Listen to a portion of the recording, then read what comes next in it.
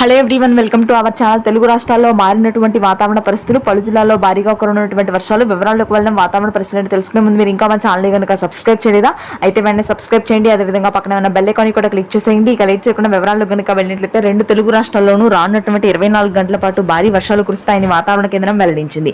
బంగాళాఖాతంలో ఏర్పడినటువంటి ఉపరితల ఆవర్తన ద్రోణి క్రమంగా బలపడుతుంది. దీనికి తోడుగా నైరుతి రుతుపవనాలు కూడా శరవేగంగా విస్తరించడంతో ప్రస్తుతానికి మనకి రాయలసీమలోని అనంతపురం, పుట్టపర్తి, సత్యసాయి, కడప, చిత్తూరు ప్రాంతాల్లో భారీ వర్షాలు నమోదవుతున్నాయి. ఈ వర్షాలు మరింతగా పెరిగే అవకాశం ఉంది.